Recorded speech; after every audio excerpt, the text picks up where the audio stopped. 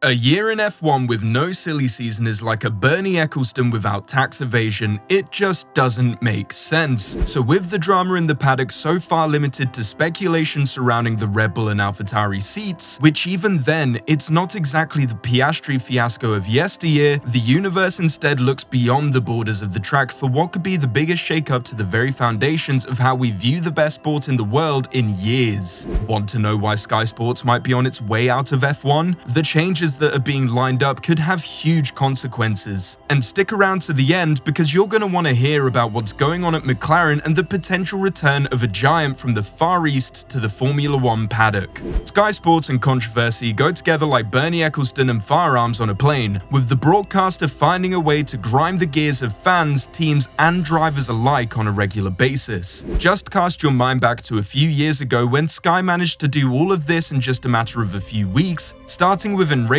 Red Bull with Ted Kravitz's comments, disrespecting the Austrian outfit, and seemingly undermining the efficacy of their title triumph of the season before. The remarks were so potent that Max Verstappen and his team vowed a campaign of silence, avoiding all Sky Sports interviews and embarking on a path of revenge against the broadcaster. So just what did Ted say that sparked this controversy in the first place?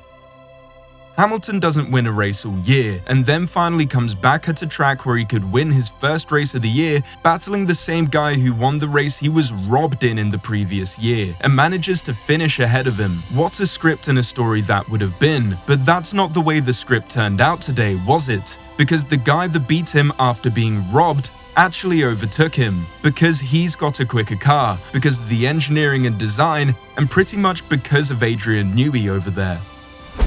Christian Horner would go on to say that the comments were merely the straw that broke the camel's back, as they had felt targeted by Sky ever since the Abu Dhabi 2021 Grand Prix, and possibly even before then, feeling that coverage was painting them as a villain team against the heroic Hamilton. This was a feeling reflected by a lot of vocal Verstappen fans, with some vowing to boycott the broadcaster alongside the team in reaction to the comments that finally pushed Red Bull into their reaction. Kravitz went on to speak to Max to smooth things out, and director of F1 at Sky Sports, Billy McGuinty, had been sent to Red Bull to parlay and find a resolution to the rift between the two parties. So great, water under the bridge. Sky can now move on in a controversy-free manner and provide unbiased and uncontroversial coverage and commentary to the masses. Well, not quite, as 2 weeks later Corinne Chandok says that last year's Brazil race was a sleeper and Hamilton was going to win regardless of the rest of the field because Mercedes were just too speedy.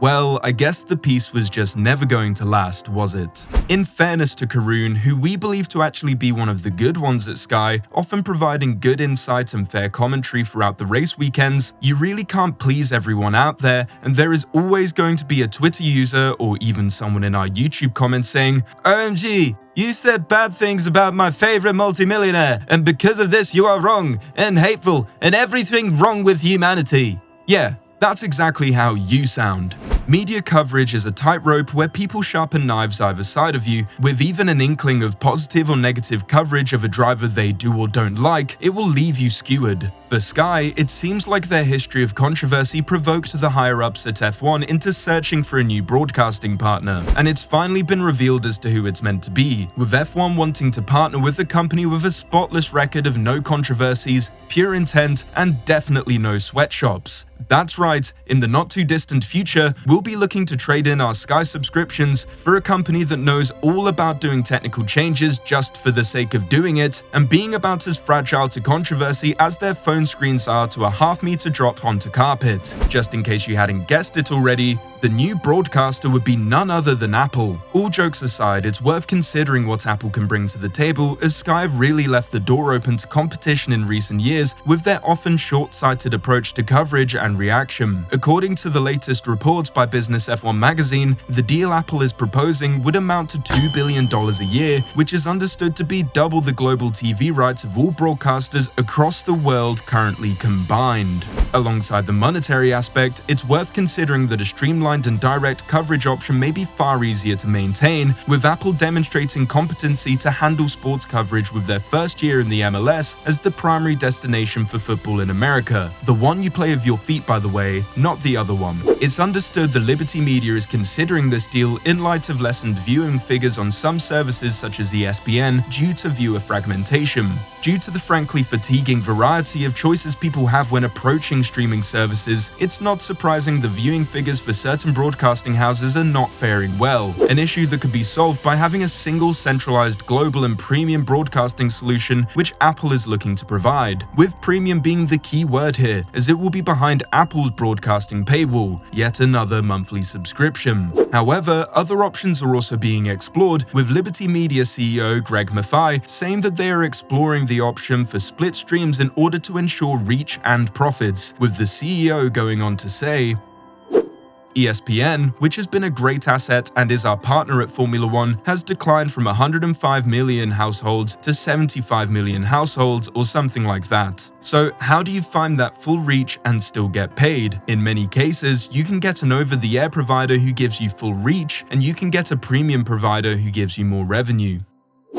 It's unclear exactly which model Liberty Media are going to decide on, however one thing seems clear. Sky is very much in danger of being pushed aside, and Apple may soon be on the receiving end of the wrath of some very passionate F1 fans if they don't handle distribution carefully, or if they do, then when they inevitably mess up and dare to diss a fan-favorite driver. A question we'd like to put out to you is if you could take 3 people from the current broadcast team to begin life anew on the greener pastures at Apple, who would they be? Let us know your thoughts in the comments below. For the record, we'd take the brilliant Bernie Collins, who has been a revelation this year at Sky, as well as Karoom for his easygoing delivery and insight, and what would F1 be without Martin Brundle's grid walks? Surely that is something that has to stay integral to the coverage of F1 regardless of the direction moving forward. Speaking of moving forward, let's take a look at some exciting things that are bubbling away at McLaren, as they may well be approaching a partnership that would go together as well as Bernie Ecclestone and sons of fascist politicians. In the late 2000s, thanks to the financial crisis plaguing the world, many manufacturing giants decided to take a step back from Formula One, with BMW, Honda and Toyota bowing out of the sport, with 2 of those never returning. With the new era of F1 approaching, however, the sleeping giants of the automotive industry have awoken, with Ford, Honda and Audi re-entering the sport and others such as Porsche making large efforts to join in on the march of the manufacturers. One giant seemingly slain in the onslaught of the financial crisis may well be coming back from the dead with a surprise partnership with McLaren, with the papaya car's rise in performance since cutting ties with Honda drawing the interest of another Far Eastern racing superpower, Toyota. An unexpected pairing emerged and went largely under the radar, with Toyota factory driver Ryu Hirakawa, winner of Le Mans, WEC and an experienced Super Formula driver, becoming the most recent reserve driver at McLaren, replacing Alex Palou. Toyota up until recently facilitated McLaren's wind tunnel testing at their location in Cologne, however its ties to the Woking outfit remained entirely logistical until last weekend. For the time being, the head of Toyota Gazoo Racing Europe has denied that the Japanese automotive giant has an interest in becoming the next manufacturer to join F1 for the time being. However, he left the door widely open for the future, only fueling further speculation of a return to the fastest sport in the world for the most successful multidisciplined racing outfit of recent years, being a dominant force in both the WRC and WEC, leaving just one of the big 3 international championship scalps left to claim.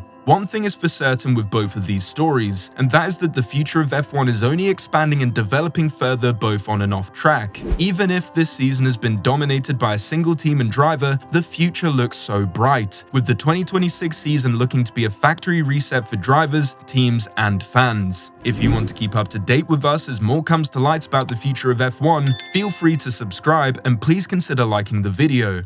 Thank you for watching.